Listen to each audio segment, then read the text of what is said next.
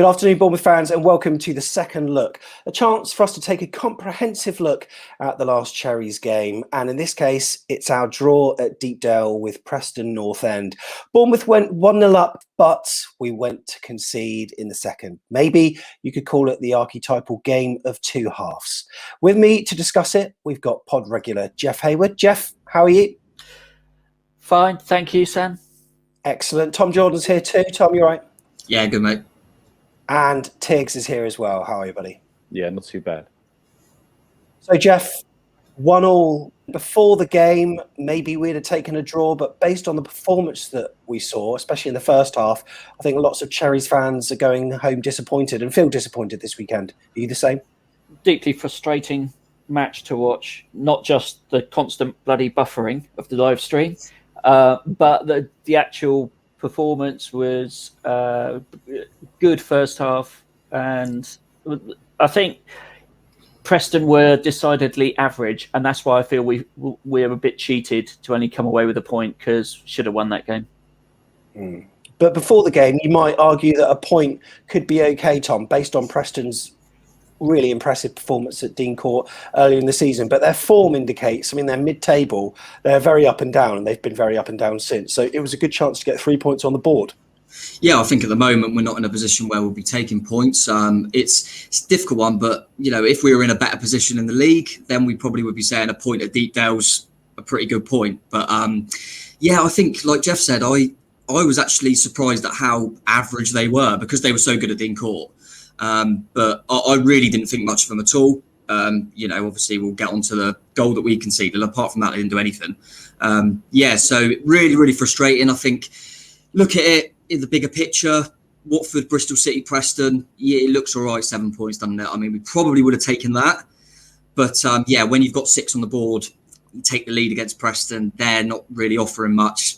We should have kicked on and won the game. So it's a frustrating one. But yeah, bigger picture, it's not the end of the world. But yeah, I think frustrating is the word that a lot of fans are going to come out with after that. I think these matches tend to make me focus back on previous games, and then I start feeling negatively about them, Tig. So we drew this one, and then I think back to that previous one against Bristol City. We won with a goal that came off the bum in a performance that was all right, but not particularly brilliant. And then before that, it was a scrappy win against Watford, let's say that, where Begovic kept us in it. Maybe we could argue that their keeper kept it in them from then. And you think, have we really kicked on? I know these negative thoughts all can be decided on a knife edge. Had we scored an 88th minute own goal or whatever yesterday, I'm sure that everyone would have been delighted and we'll be all on the positive train. But at the moment, I'm still 50-50 about where on earth we are as a team at the moment. I think it's difficult for us to kick on. I think when you look at Woodgate and when he's come in, he came in as caretaker to steady the ship. And I feel that he's still just doing that. I don't think he's had time yet to really do a lot more. We can see that defensively we're doing different things. We're trying to clear the ball rather than play it from the back where we can more.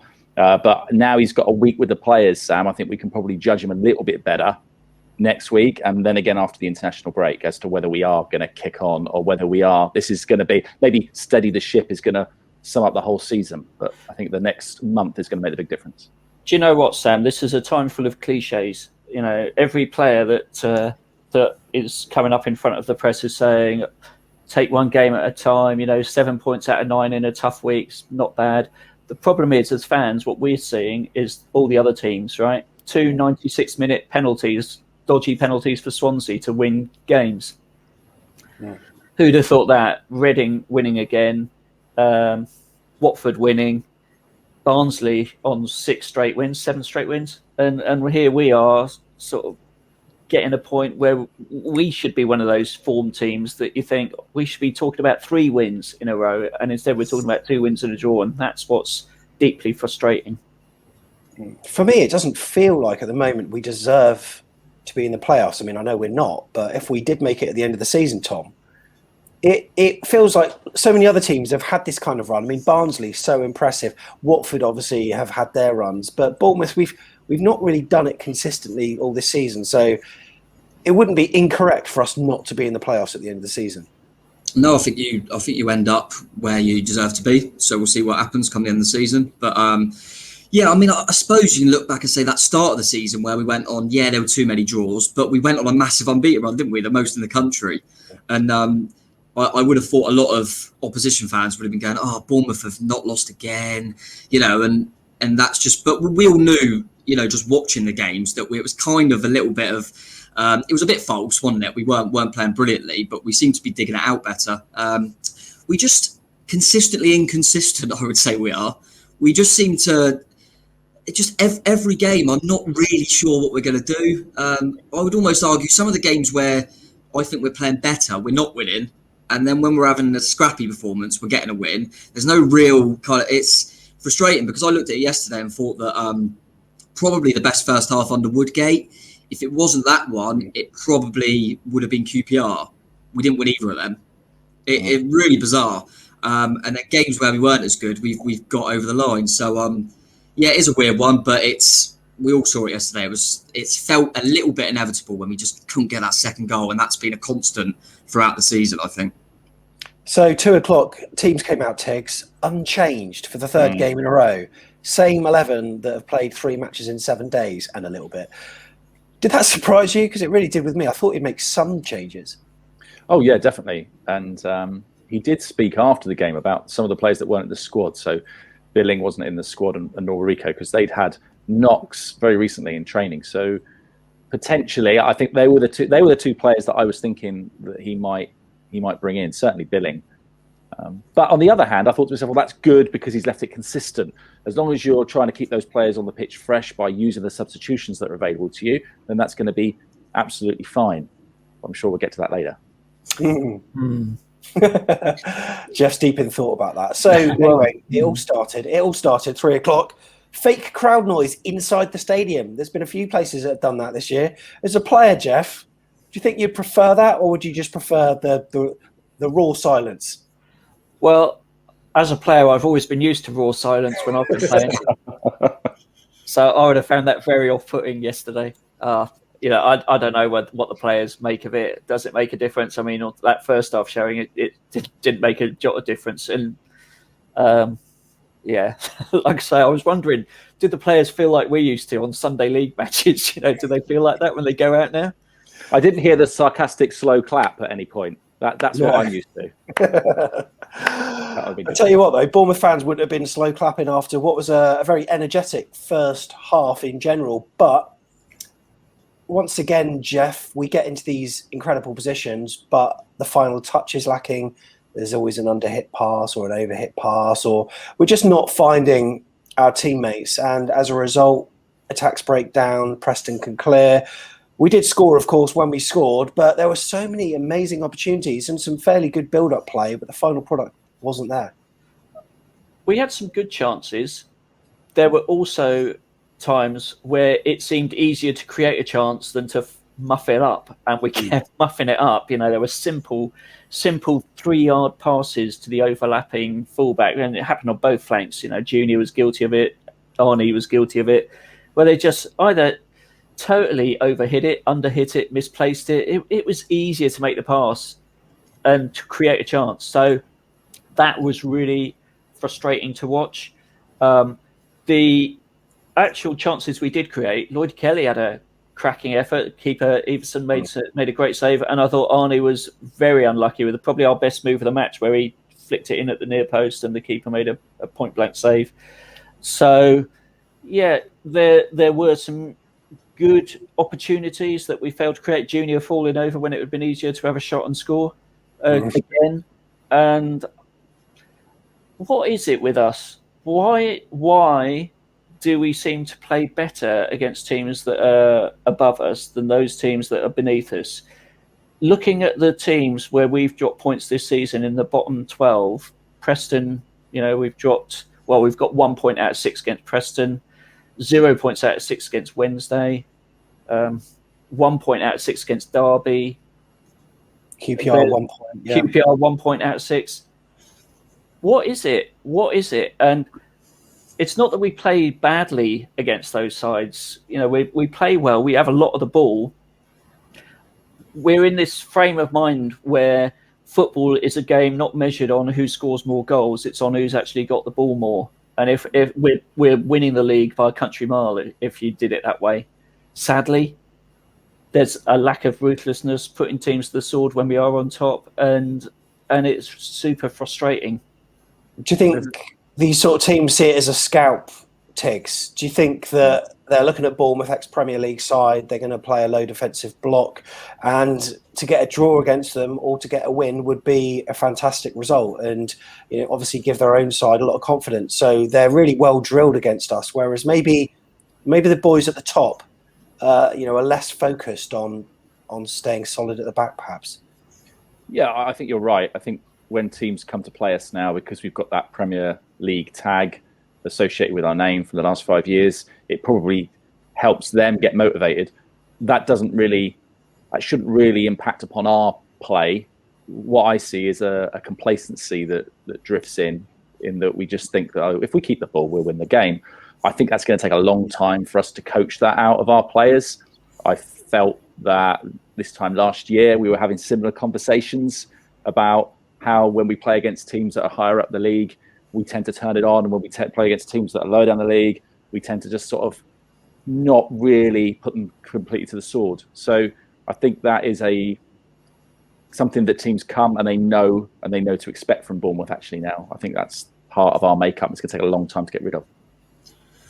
I always think if I was a manager of a lower in the table team in the Championship and I was playing Bournemouth, I would just say to my players that they've got better players than you, right? Bournemouth have got better players than you. Keep yourselves in the game because they'll have a lot of the ball.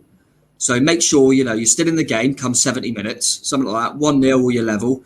They will make a mistake. So just keep yourselves in the game and you'll have an opportunity to nick a goal. But, just let them have the ball because they're happy having the ball and they won't try and penetrate you. They'll just keep the ball. So just keep solid and there will be a moment in the second half where you can nick something. And that's what happens is we get the first goal or don't get the goal and then we just knock it around because almost like the opposition are saying, go on, have the ball. And we're going, oh, this is easy. And then they just wait for their moment to pounce. And, it's been, like we mentioned a few games there, it's been so evident against the teams near the bottom that they're just keeping themselves in the game. We never look like we're going to, there's been the odd game in isolation, but we never look like we're going to proper take a team to the sword. So, it's a worrying trend. We've just listened to the Alex Neil team talk there. Thanks, Tom. Alex Neil what a record he's got against us. For Norwich, he used to always beat us, and he's done it again with Preston this season. We haven't beaten them. So he's certainly someone that knows kind of as beaten Bournemouth before in the past with different teams and probably knows that, we've got good footballers, but let them have the ball. Let them have the ball, and they are prone to make errors at the back. So, and you see two results yesterday: Norwich 3, Luton 0, and then you see Reading 3, Sheffield Wednesday 0. What? It's just like so bloody frustrating. Sorry, bloody it's true. It's true, and you know what? When they score their first goal, they go on and they want to score more. Now, we'll get on to a stat that you saw on Twitter that we find really interesting, Tiggs. But I just wanted to go back to Tom a second, because at the start of the season, we all said how amazing it was to have these individual match winners, like Stanislas can pop up with a free kick and Dan Juma does what he does. But we still found at the start of the season, our fluidity wasn't really there. Now, we're starting to see players like Lloyd Kelly getting forward, something that we've not really seen all season. There are players in much more advanced positions. Jeff Lerma's getting up there. I know there are a few isolated games earlier in the season where he's done that. Do you think sometimes when Stanislas or Dan Juma have the ball, they're almost bewildered by the fact that, oh my God, I've actually got options now? Whereas previously it was all like, just do it yourself. Because Lloyd Kelly overlapped a number of times. The ball wasn't passed to him. And there were a number of combinations that started to look really good, but the final ball was just never there. Do you think they're just thinking, okay, now I've got too many options. I can't do it myself anymore? Yeah, maybe. I think that the change of system throughout the season probably hasn't helped, especially the wide players. Sometimes they've had wing backs, behind them. Sometimes they've been a bit more central. Getting closer to Dom, then suddenly they're wide midfielder. So that doesn't help, and I think that's probably why Woodgate, as Tiggs mentioned earlier, with not having much time on the training ground, I think that's probably why Woodgate's gone. We're going to play this system now. We're going to play us back four. We're going to keep it solid, and this is how we're going to go for a bit. And I think that's been the right thing to do and kind of keep that continuity. And I think, if he can, he'll try and kind of keep a similar 11 week on week, because we need to build relationships, partnerships, and hopefully that will grow game to game. But yeah, I think in general, we, as you said at the start of the season, we got a lot of match winners that were kind of pulling us out of the rough, if you know what I mean. But if you look back, I mean, yesterday, from a Preston point of view, you'd say they gave us a goal because their defenders just don't know what he's doing, and Dom's just nudged him out of the way. So they kind of gave us that goal, really. I look at the Bristol City game, the goalkeeper's given us a goal because he's just pushed it in the net, and then one's at our bum. And I look at the Watford game, and they've switched off from a free kick, and they've given us... So our last 4 goals have been given to us by the opposition. They've not been well-worked goals, really.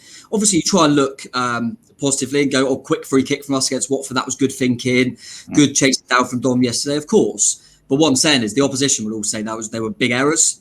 We're not creating anything ourselves. They're all them goals. There isn't many, 4 goals in the last 3, okay? They've all been gifted to us, and that's my concern. We're not really creating anything ourselves. So we can talk about us gifting teams goals, but I don't think we've really making things happen for ourselves. I think opposition are gifting us goals as well. So that's the concern, is we're not creating an awful lot. Having said that, I will say that I think Preston's man of the match was probably the goalkeeper yesterday. Oh. So that's got to be taken into consideration as well. I think he had a great game. So in the first half, we had Lloyd Kelly with that shot, and that came after a crunching Lewis Cook challenge set up Dan Juma to put in Lloyd Kelly. And then later on in the half, we had some nice little triangles between Adam Smith, Stanislas, and Lewis Cook. It seemed like they had the ball for an eternity on the right apex of the box. Didn't do anything with it, but it looked good. Also, Dan Juma, he cut inside an awful lot and played the switch flanks. I think one of them ended up with Adam Smith having a shot which was deflected and easily saved. And then we finally do score. And we've talked through the goal, as Tom just alluded to there. Solanke hold-up play, threaded it through the eye of the needle. Not so much because there was an easy pass there, really. And Danjuma finished well. So from that point, Tiggs, you're thinking, let's crack on. Mm-hmm. But there's a particular stat with XGs, something that I don't really understand. Do you know much about it? And can you explain what happened once we did score? Because we didn't push on, did we? Well, like Sam, it's not my strongest area of football knowledge. But Tom and Jeff tried to explain it to me a little bit before we came on air. So we're looking at the expected goals, so the opportunities that we create. And this was shared by Chris, AFCB, on Twitter. And I spotted it. I thought it's brilliant. So you can see there that dot there, that's the goal. And if you're listening to this in your car, you can't see this picture, but there's a dot on the screen. It shows us where the goal is scored. And the graph before that is going up, up, up, up, up to meet that dot. And then all of a sudden, it just kind of starts to level out. And this starts to show us now that actually after we scored that goal, our creation of chances kind of dries up. Goal scored. We, stall, I guess? And maybe that's a story of a few games for us. I mean, Tom said there about us actually not really creating that many chances from which we then score from. You can see why we're relying on a bit of luck from a mistake from another team, really, to score our goals. And that graph just exemplifies what I remember football under Sven-Goran Eriksson for England to be like. Once we'd scored, we would just sit back. And is that the defensive coach in Woodgate? Or, we've got a number of defensive coaches. Under Eddie, we would go out and try to score more. And it was almost reckless because we knew that we had quality in attack and we believed in ourselves. But now we just don't believe in ourselves. Could it be a confidence thing, Jeff? Yeah, it could easily be. In fact, I think it is a combination of several things. I think there's a conservatism about the setup that we've got at the moment, conservatism about where the players want to play football. They want to play in front of the opposition all the time instead of getting in behind them enough. Interestingly, the fullbacks are overlapping more with a back four than they did with a back five, which is bizarre when you think about it, because they should have had that freedom with 3 centre-halves behind them. But what in fact is happening is that Pearson's sitting there and covering the fullbacks in a really selfless way. So they're bombing on and they're unleashed. The trouble is Danjuma and Stanislas, and I'd put Lerma and Lewis Cook. You know, they all want to play perfect flipping football, where you score the dream goal by passing it into the net from a yard out. And against the teams that we're playing, and the pitches that they're on, you know, you can't play perfect football on that pitch yesterday. You see that bobble that Lewis Cook had to deal with when he's got the dream chance to hit one from 20 yards out. And that is what the pitches are like. You cannot play perfect football. Instead, the coaches are trying to get them to play percentages football, overlapping fullbacks, get the ball in the box, anything can happen. And we're just not doing enough of that to create goals that, you know, the defenders of Championship sides are not as good as Premier League sides. So if you do that, chances are that will cause more problems for a defence than playing in front of them where they can see it all and it's easier. And I just think the coaches are struggling to get that across the players. The players are a bit lacking in confidence, so they all want an extra touch all the time. You know, they don't play quick enough one-time passes. Pitches aren't that great, so you can't play great football. Pressure of, we've got to win this game, so let's just sit on it now because we've done it, you know. Players are just averse to taking risks. I was going to say something, what you said earlier about little triangles. So on the left-hand side, we're seeing little triangles as well between Kelly, Lerma, and Danjuma. We've seen it a little bit. And if you look back at the highlights of the game, there's 2 instances where that happened. There's another point in the game which I found really interesting, which is a bit like what Jeff said. I think Lewis Cook took a shot and he could have put it out wide. But some of our players are now not doing that because the ball from wide doesn't come in. Or if it does come in, it's terrible. So it's almost like, for me, I wonder if sort of our players who play in the middle, I think themselves, I don't want to do that because last time I did that, the ball didn't go anywhere. So I'm just going to have a shot. So yeah, it's difficult, isn't it? I think you're right. I think it'd be better if we could get a ball out wide, but the balls that come in from out wide are... That's true. It's really, really good point. And I wonder whether Stacey might be a better player in this system than Adam.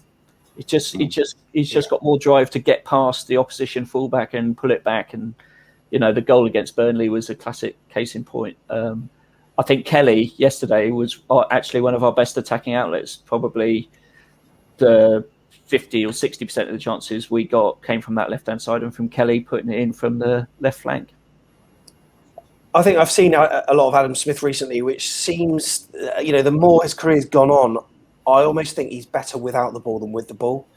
That driving run he did in one of our previous matches where Philip Billings scored it, I can't remember who that was against now, where he won the ball, he fed Sam Surridge, and he just bombed up the pitch. He overlapped, the ball was put in, and it met Phil Bill. And he's better without it. Now, so many times yesterday, the ball came over to his side, and he gets on the ball, and he does a little burst, and then he just cuts back, and he just stops.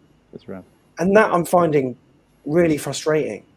I don't know why we always think it's better to play in front of them than try to put in the ball behind them or put in an early cross, because we've seen how successful that can be. And what also frustrates me is the ability to take men on. You know, Danjuma does it. There's not many other players that seem to have the confidence of doing it anymore. And it's almost like when a player on the left-hand side, say Junior Stanislas or Lloyd Kelly was there a few times, when you've got someone in front of you, it's almost like, okay, there's someone there. I can't go past him. Let's go you back into midfield. And why aren't you taking a man on? Because they've got the pace, they've got the strength, they've got the skill, but they just don't seem to do it. And as a result, the ball gets played in the back. And then, as I said, on the free-for-all, invariably they kind of lose ideas. And Lewis Cook was trying these little lofted, narrow crosses from the centre of the pitch and, you know, hoping that it will find someone. And it doesn't work. And it just seems all the fluidity and confidence is gone, doesn't it, Tom? Yeah, no, and I think confidence is the key word here. You know, even if I'm just, you know, thinking when I've played football and when you're playing, you're full of confidence. You kind of go to beat a man, you try and get a nice ball in the box, and if you're on a bad run or whatever, you get the ball and your first thought is just play it safe, don't lose the ball. And I feel like virtually everyone, bar Danjuma, but he almost goes completely the opposite way and frustrates us through that. But I think because Danjuma is quite an arrogant, confident kind of character, which is fine by me. I want my attackers to be a bit selfish. I think all the best kind of attackers are selfish in a way. But I think it's a confidence thing. I think people like Adam Smith's a good example. He's getting the ball. He's not confident that he can beat his man and put a good ball into the box. So in his head, he's thinking, if I just turn inside and just play that ball next to me to Ben Pearson, then I haven't lost the ball. I've done my job. I've recycled the ball well. And I think everyone's doing that. I think we're very conservative. So I think because the confidence is low, when we get in the goal, we're then thinking, right, we've got the win. We're 1-0 up. The win's here for us. Keep the ball. Just keep the ball. Don't take any risks.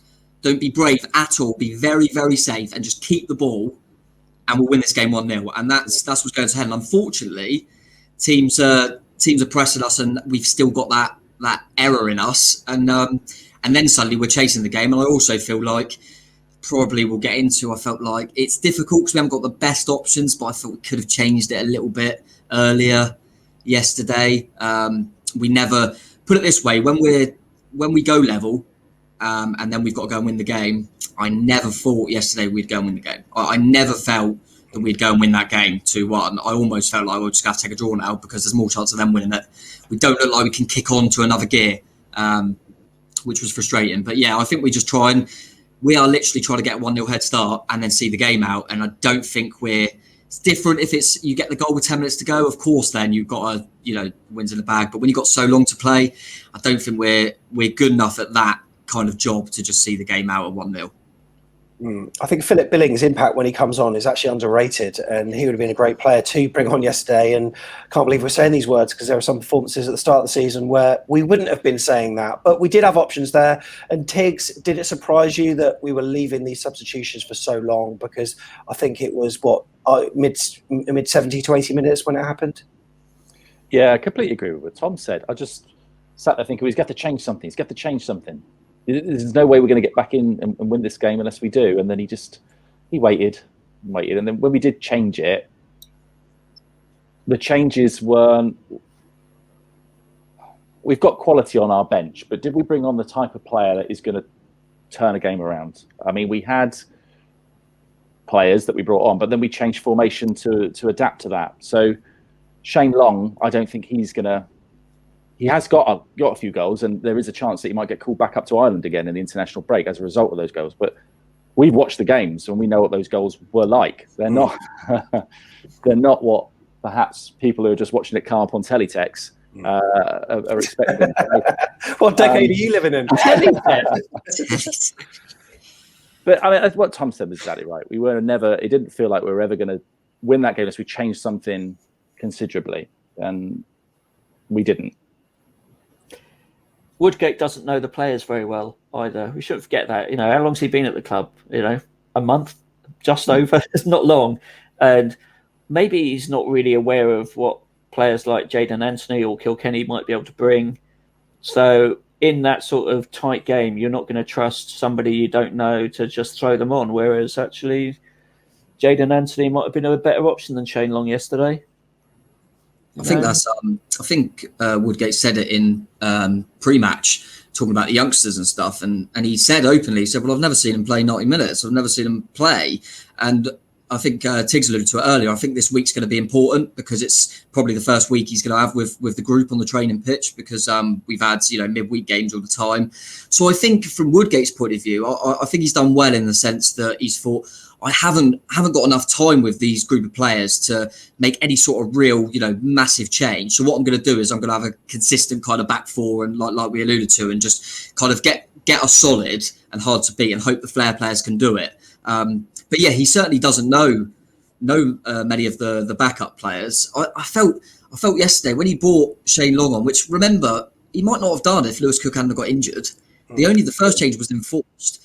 But he decided to go for Shane Long and put another striker on. And I just thought, if you're going to get two strikers in there, even someone like, he knows what Jack Stacey can do. Can you just chuck Jack Stacey on, even if it's right midfield or for Smithy, and say, you'll have a bit of energy in your legs. You can just get down that right flank and put balls in the box. We've got an extra body in there now. I felt that could have been an option. And I also feel like we're talking about lack of kind of creating chances. Why is Jack Wilshere not coming on till 85 minutes? 85 minutes. We're a team that's going, we're not creating anything. We've got Jack Wilshere sat on the bench, and Woodgate knows from his first game, I believe it was his first game in charge, when we beat Birmingham, we scored 3 goals. Jack Wilshere was our best player, and we look so much more creative with him on the pitch. So he knows. Obviously, I would say that we don't know in terms of behind the scenes Wilshere with his fitness. Woodgate's had serious injuries in the past as well, which he knows Jack has. So I'm sure that does play in. But if he's available on the bench, he's got to come on before 85 minutes. I think we conceded with about 20 minutes or so to go.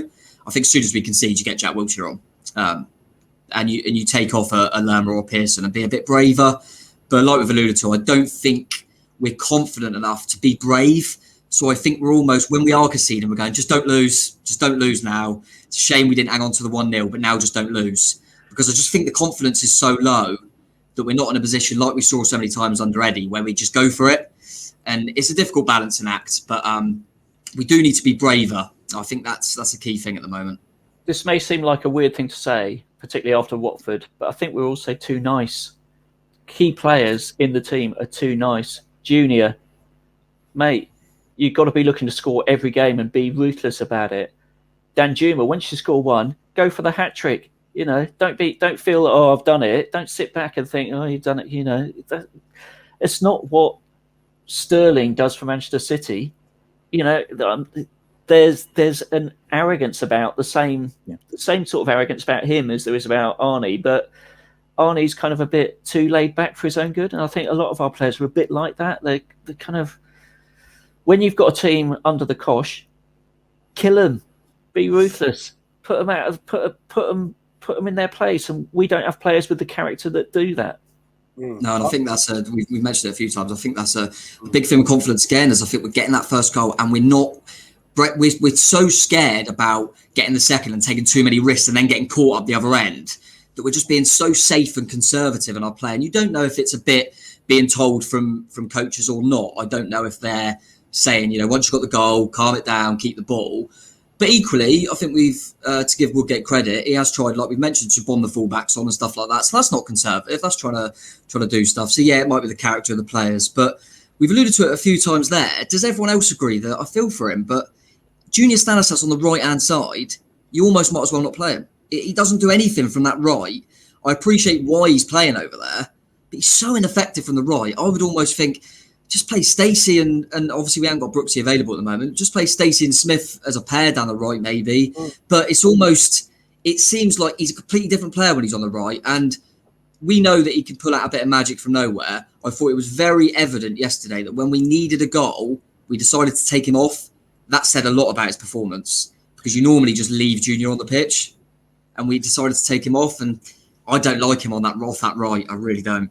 No. We never see him switch either, do we? No. Why don't we switch it now and again? Yeah, I agree. Sometimes he's over there when we got a set piece, but other than that, he's always penned to that right flank. And you might be right, Tom. And why not use Stacey and Smith as a pairing? Because Smith doesn't bomb forward as much as he does anyway. He always likes to turn back. And Stacey, we know how good he can be. Maybe a 4-4-2 is the solution. Put Danjuma up top with Solanke, and then put Stanislas on the left. So then we can accommodate everyone. Then obviously there's a centre midfield to think about, and I don't know what we would do with that. But people were talking about on chat last night. What do you do, Jeff? I'd be inclined to play a winger who's actually capable of crossing the ball on that right-hand side. Maybe Riquelme might be the player. I mean, I haven't seen enough of him to know whether he could do that. But I agree, it doesn't work with Junior. The problem is, I think Brooks looks like he's coming back to fitness, so we'll probably end up with Brooks playing there and maybe drop Junior or Danjuma or Lewis Cook, or maybe play Junior in that Lewis Cook role to be a bit more creative as a 10. If that does happen. You mentioned the word set piece there, Sam. Yeah. Can we just talk a bit about set pieces? Yeah. There's actually seems to be a bit more thought going into some of them. We've got the old England 2018 World Cup formation, which keeps appearing in the corner. Yeah. Sort of routine. I'm not sure that's working. Maybe rethink that one. There's a few sort of moves that are happening which are creating chances. Kelly had one the other night against Bristol City that nearly came off, but he hit it over the bar. Other than those small percentages, abject still. Yeah, I think we're quite often, like if we got a free kick from out wide, we're always putting two players behind it. And sometimes I think, why not get that player in the box? But obviously they're trying to pull some more Preston or opposition players out to create more space in the box. And, often their delivery is not good enough. They're not beating the first man. It's rare we're seeing some decent deliveries at the moment. Okay, granted, Junior Stanislas put that corner over in the late into the game at Bristol City to create our winner. But crossing, how many times have we said on the podcast that crossing has just not been very good? And sometimes you had a free kick where there are two players behind it and we look as though we're going to take it, but we don't. We play it short. And then I think we're just almost trying to create some confusion. People thinking, they're going to whip it in. They don't know what to do. They have to then maybe push out, but we know what we're doing. Maybe we can score that way, but we don't.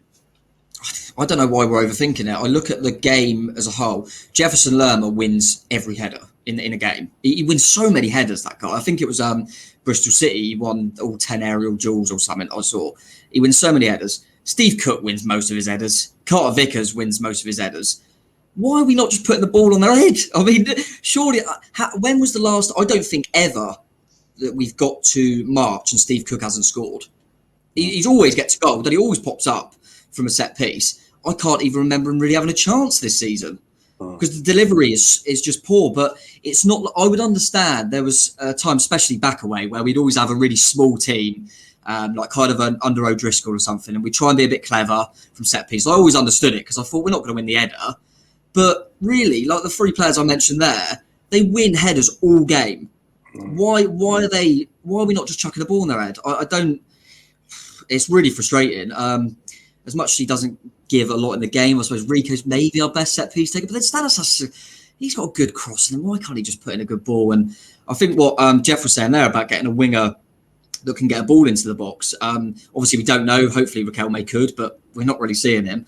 That's why I kind of mentioned Stacey, because I feel like he's probably got a few assists this season. I feel like when he even if it's just a cutback, I feel like when he's got down that right side, he's better with his final ball than most. That's kind of why it comes to my head. But equally, that's why I want to see Lloyd Kelly, who, by the way, I thought was probably our best player yesterday. He's bombing on better. But I remember like the Reading game, he put in a great ball and we scored from it. Why are they not just getting the ball at their feet and just driving a ball into the box? I think probably most of Dom's goals have come from just getting on the end of a ball as well. It is bizarre, but yeah, it's what we keep saying. It's conservative. We're trying to turn back and play, and it's the same with set pieces at the moment. But yeah, that's infuriating me because I feel like we've got the players to just get our head on something.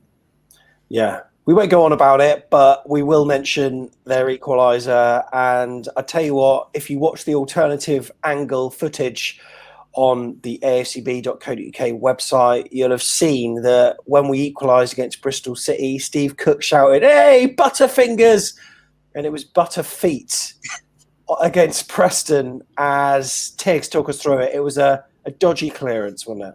It was a dodgy clearance. He turned inside, didn't he? And tried to put it, I'm guessing he saw one of our players a bit further up the pitch, that I'll just kick it up there, which is kind of Tyndall-esque.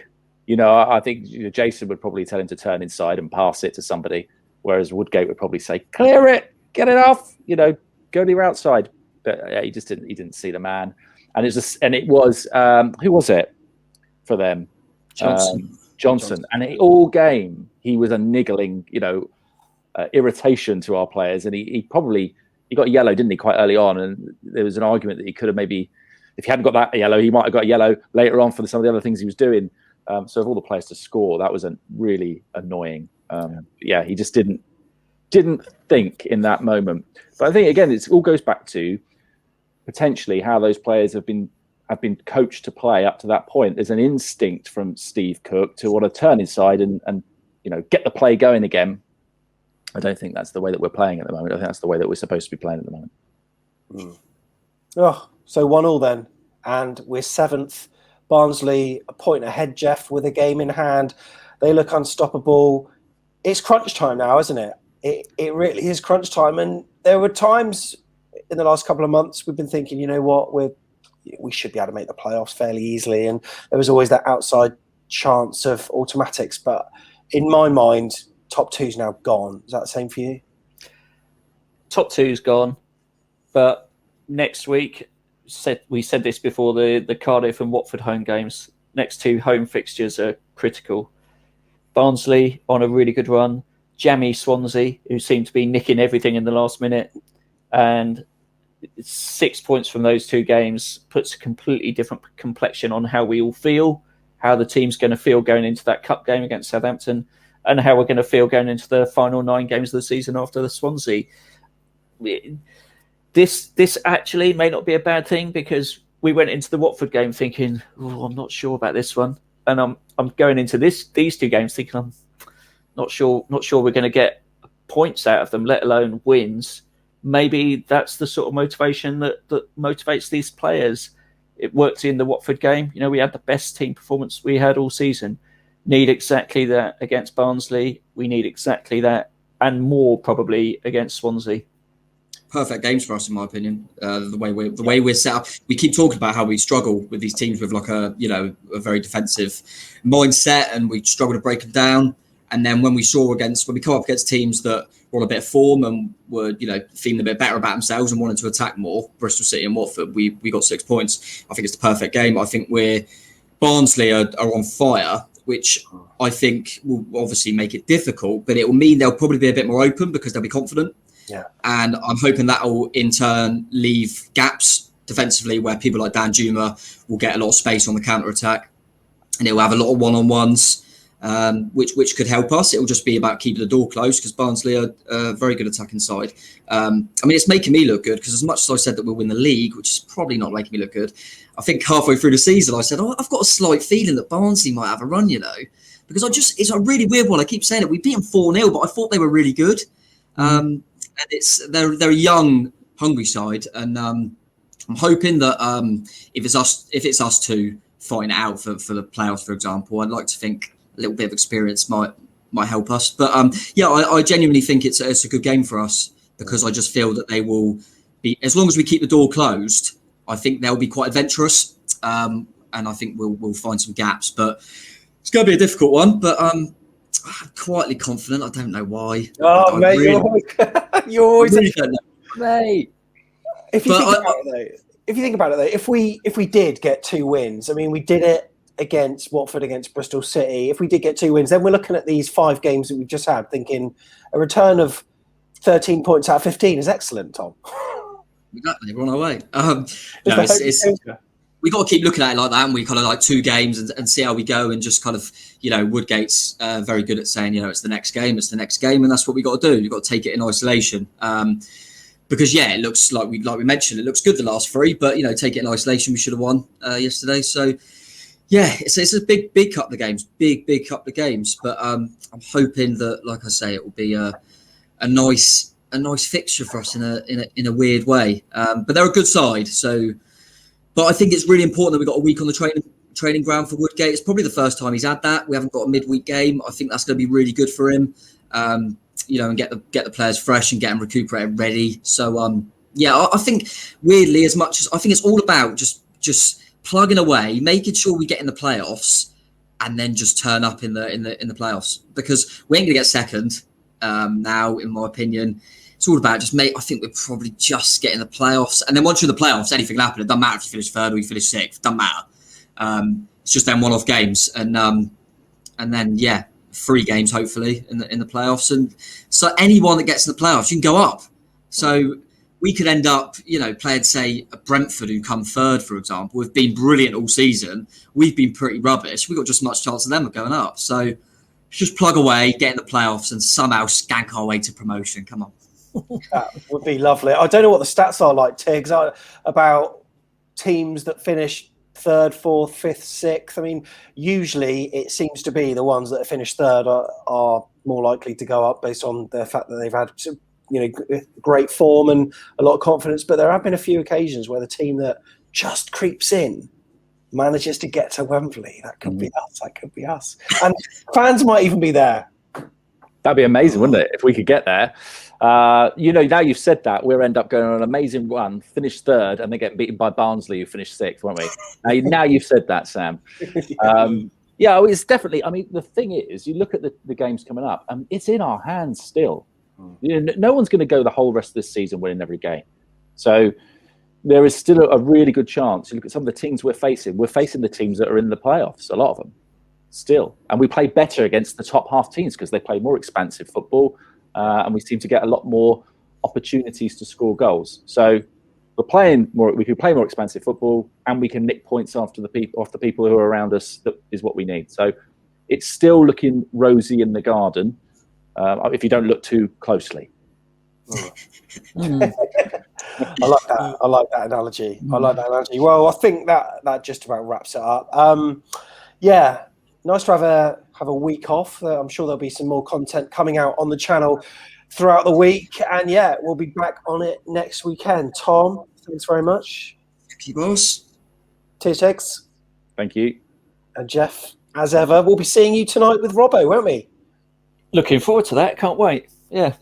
Steve Robinson, ex-Bournemouth and Preston midfielder. So check that out. But thank you very much for watching, guys. Really appreciate your company today. Remember, if you want to listen to this, you can download the audio pod. Just search Back of the Net Bournemouth.